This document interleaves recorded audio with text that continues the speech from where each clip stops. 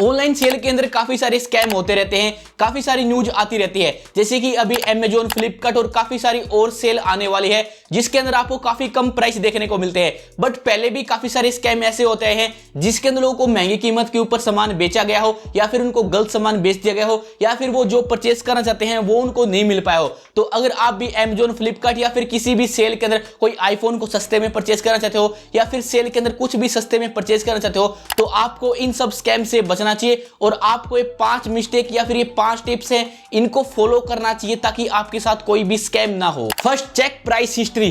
कई बार जो सेल के अंदर प्राइस होता है वो उसको ज्यादा दिखा देते हैं, जैसे कि जो बिना सेल का प्राइस वो कई बार 500 रुपए होता है और सेल के अंदर वो उसको बढ़ाकर 700 रुपए कर देते हैं। और ऐसा कई आइटम के साथ भी होता है, चाहे कोई महंगा आइटम हो या फिर सस्ता आइटम हो, कंपनी वाले कई बार उसके रेट को बढ़ा देते हैं और कई बार उसको घटा भी देते हैं। तो ये आपको कैसे पता चलेगा उसका रेट पहले कितना था और अब कितना है, ये आपको चेक करना जरूरी है। या फिर आप कोई भी सामान को परचेस कर रहे हो, ऐसा भी हो सकता है कि वो सामान कुछ समय के लिए सस्ता हो जाए या फिर कुछ समय के लिए महंगा हो जाए, तो आपको वेट करना चाहिए। तो इस चीज के अंदर आपको उसका प्राइस हिस्ट्री को चेक करना पड़ेगा और ये आप बिल्कुल आसानी से चेक कर सकते हो। प्राइस हिस्ट्री को चेक करने की काफी सारी ऐप भी आती हैं और आपको गूगल के ऊपर काफी सारी वेबसाइट भी देखने को मिलेगी। जैसे कि अगर आप यहाँ पर प्राइस हिस्ट्री लिखकर सर्च करोगे तो आपके सामने काफी सारी वेबसाइट आ जाएंगी और आपने किसी भी वेबसाइट के ऊपर जाना है और जिस भी प्रोडक्ट को आप परचेज करना चाहते हो, उसके प्राइस की हिस्ट्री के बारे में आप जानना चाहते हो, उसका लिंक आपने पेस्ट कर देना है। उसको पेस्ट करने के बाद ये आपके सामने उसकी पूरी प्राइस की हिस्ट्री दिखा देगा, 1 घंटे पहले, 1 दिन पहले या फिर 1 साल पहले उसका रेट कितना था, और इससे आपको अंदाजा लग जाएगा कि ये रेट पहले कम था या फिर ज्यादा था और आपको वेट करना चाहिए या फिर नहीं करना चाहिए, या फिर आप गलत सामान परचेस कर रहे हैं। तो आपने इस प्राइस हिस्ट्री का जरूर यूज करना है अगर आप कोई भी सामान को परचेस कर रहे हैं। Second, video proof. कई बार सामान ऐसा होता है जिसको आप रिटर्न नहीं कर पाते हो, या फिर आप जो भी सामान को ऑर्डर करते हो उसके अंदर कुछ पार्ट मिसिंग होता है या फिर वो पूरा ही अलग होता है या फिर उसके अंदर नहीं होता है, तो कंपनी वाले कई बार आपकी बात नहीं मानते हैं। तो अपने उसी समय डिलीवरी बॉय के सामने ओपन बॉक्स डिलीवरी कर लेनी है, साथ ही में आपने उसी समय अनबॉक्सिंग की वीडियो भी रिकॉर्ड कर लेनी है ताकि आपके पास प्रूफ हो जाए। ऐसी काफी सारी न्यूज आती रहती है जिसके अंदर वो गलत आइटम को भेज देते हैं या फिर किसी और तरह का स्कैम हो जाता है, बट उसके पास कोई प्रूफ नहीं होता है। तो आपने ऐसे में वीडियो रिकॉर्ड कर लेनी है उसी टाइम, इससे आपको काफी बड़ा बेनिफिट मिलेगा, आपका जो आइटम है वो रिटर्न या फिर रिप्लेस भी हो जाएगा। 3, कूपन पॉइंट्स एंड ऑफर।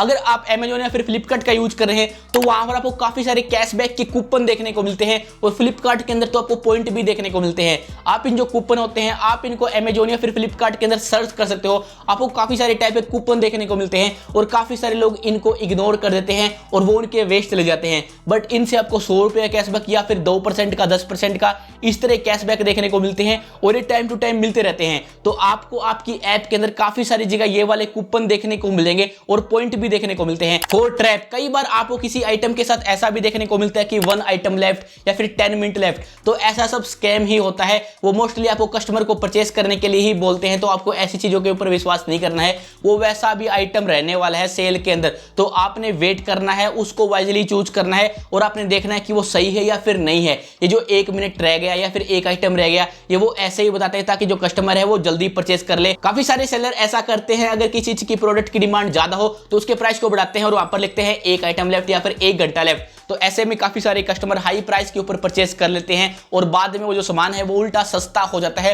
और वो स्टॉक के अंदर रहता भी है। तो आपने इन सारे ट्रैप से बचकर रहना है। काफी सारे शॉपिंग प्लेटफॉर्म आपको बोलते हैं कि आप उन क्रेडिट कार्ड को परचेस करोगे तो आपको ज्यादा कैशबैक देखने को मिलेगा, या फिर उनकी कोई स्कीम को परचेस करोगे तो आपको और अच्छे से ऑफर देखने को मिलेंगे। तो वो 1-2 आइटम के चक्कर में इनके अंदर फंसने की जरूरत नहीं है। इसके अलावा आपको काफी सारे और ऑफर देखने को मिलते हैं, बट कई बार वो टैक्स लगाकर या फिर ऐसे ही प्राइस को बढ़ाकर ज्यादा दिखा देते हैं। तो आपको लोकल मार्केट के अंदर भी उसके प्राइस को एक बार चेक कर लेना है और प्राइस हिस्ट्री जो वेबसाइट होती है उनका भी चेक कर लेना है। 5, फेक सेलर। अगर आप कोई भी आइटम को देख रहे हो तो ऐसा भी हो सकता है कि उसका एक सेलर ना हो, एक से ज्यादा सेलर हो, बट कई बार जो सेलर होते हैं वो ऑफिशियल नहीं होते हैं या फिर वो ऐसे ही कोई फेक वाले होते हैं। तो आपने चेक कर लेना है कि उसका जो सेलर है वो असली वाला है या फिर नहीं है, उसकी क्या हिस्ट्री है, उसकी क्या रेटिंग है, उसके बाद ही आपने परचेज कर लेना है। काफी सारे ऐसे भी सेलर होते हैं जो किसी आइटम को सेम बेचते हैं, बट वो कई बार फेक वाला भी होता है, बट वो बाहर से रियल वाला लगता है, तो उसके प्राइस को घटाकर भी बेच देते हैं, जिससे काफी सारे लोग उसको परचेज कर लेते हैं, बट वो रियल नहीं होता है। तो अपने सेलर के बारे में भी पूरी जानकारी ले लेनी है। अगर आप कोई भी महंगे सामान को परचेज कर लेते हो